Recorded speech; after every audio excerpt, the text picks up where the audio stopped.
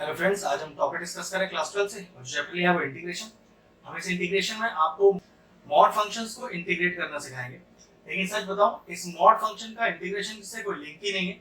Main बात है कि मॉड फंक्शंस कैसे डिफरेंट डिफरेंट इंटरवल्स में स्प्लिट होता है, बस वो जानना जरूरी है। उसके बाद तो इंटीग्रेशन का पार्ट तो उतना ही जैसे आप नॉर्मल इंटीग्रेशन को सॉल्व करते हो।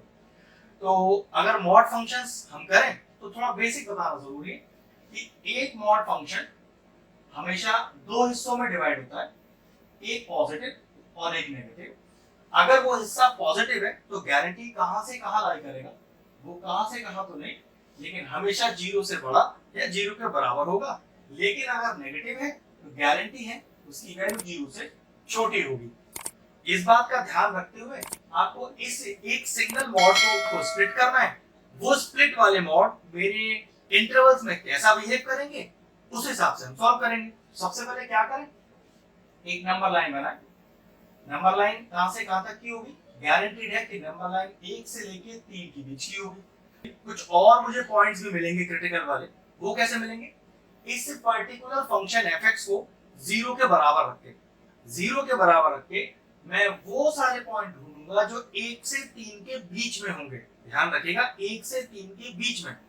1 से पहले कोई पॉइंट आया, 3 के बाद पॉइंट आया तो उसे लेने का जरूरत ही नहीं है। तो उसके लिए तो और सारे क्रिटिकल पॉइंट कौन कौन से हो सकते हैं जो इस नंबर लाइन पे प्लॉट हो सकते हैं, उसके लिए फंक्शन को पहले 0 के बराबर रखते हैं। तो x स्क्वायर माइनस का 2x इज इक्वल टू 0।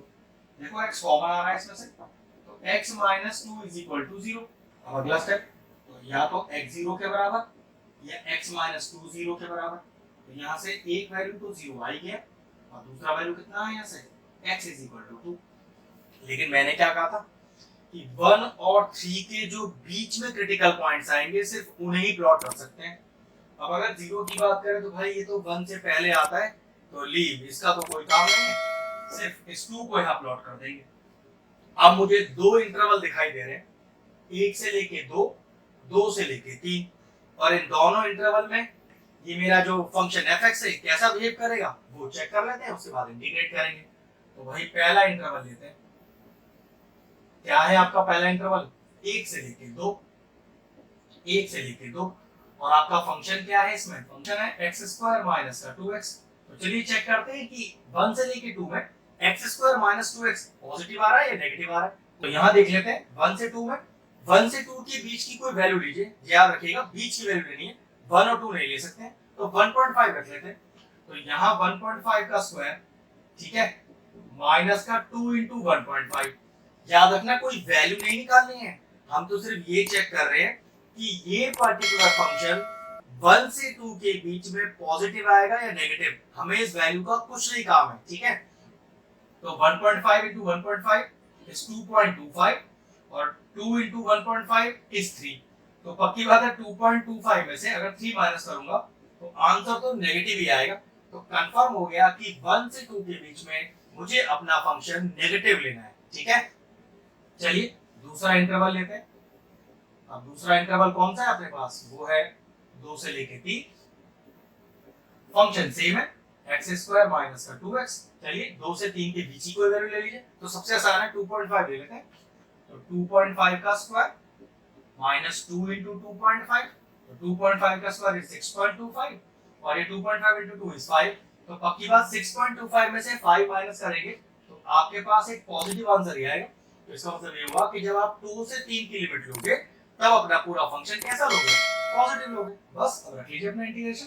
तो इंटीग्रेशन ऑफ 1 से 2, और फंक्शन कैसा लेना है, नेगेटिव। तो x स्क्वायर माइनस 2x, लेकिन नेगेटिव मैंने लिख दिया है, dx प्लस 2 से 3, फंक्शन कैसे लेना है, पॉजिटिव।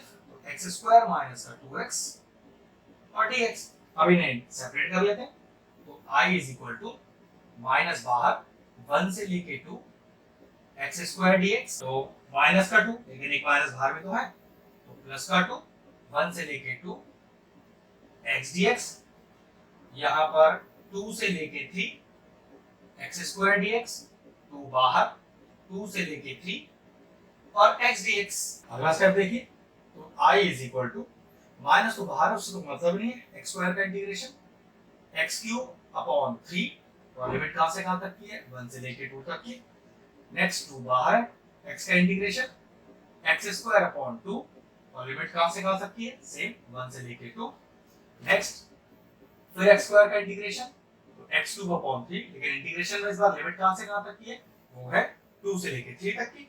नेक्स्ट 2 बाहर है, x का इंटीग्रेशन x स्क्वायर अपॉन 2 और लिमिट 2 से लेके 3 तक की। फिर अगला स्टेप देखिए, तो i is equal to minus का 1/3 बाहर, पहले अपर लिमिट डाली x में, फिर माइनस लगाकर लोअर लिमिट डाली, तो पहले अपर लिमिट डाल दी, माइनस लगा के फिर लोअर लिमिट डाल दी, फिर प्लस 2/2 जो कि 1 हो गया। तो चलिए फिर अपर लिमिट डाली, फिर लोअर लिमिट डाली माइनस लगाकर, प्लस का 1/3, फिर अपर लिमिट डाली तो 3 का क्यूब माइनस, फिर लोअर लिमिट डाली 2 का क्यूब, ये 2 से 2 कैंसिल हो गया, माइनस, फिर अपर लिमिट डाली तो 3 का स्क्वायर माइनस, फिर लोअर लिमिट डाली, एक बार अपर लिमिट एक बार लोअर लिमिट।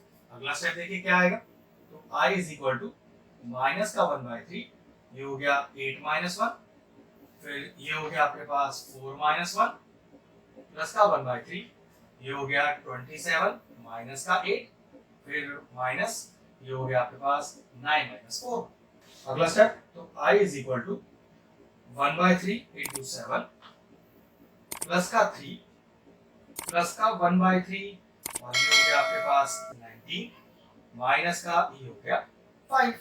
सही से लिख लेते हैं, तो i is equal to minus का 7/3, अब 3 और माइनस का 5 इस माइनस का 2 और प्लस का 19/3। चलिए एलसीएम निकालते हैं इसका, एलसीएम आ गया आपके पास 3, ये हो गया माइनस का 7 माइनस का ये हो गया 3 2 6 और प्लस का 19, तो कितना आएगा देखो, ये हो गया माइनस का 13 और प्लस का 19, तो ये हो गया आपके पास 6/3 दैट इज इक्वल टू 2। ये लीजिए आ गया फाइनल आंसर। एक ट्रिकी क्वेश्चन था, बहुत ज्यादा टफ तो नहीं, जिन बच्चों को मॉड फंक्शंस खोलने आते हैं, अगर मॉड फंक्शन आप खोलना आ गया है तो मुझे लगता है आपको इस तरह के क्वेश्चन परेशान नहीं करेंगे।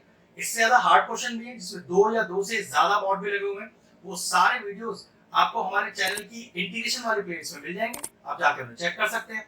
और सारे चैप्टर्स के भी इंपॉर्टेंट वीडियोस बने हुए हैं, जाके आप चेक कर लें। ये पर्टिकुलर क्वेश्चन फिनिश हुआ, वीडियो फिनिश करते हैं।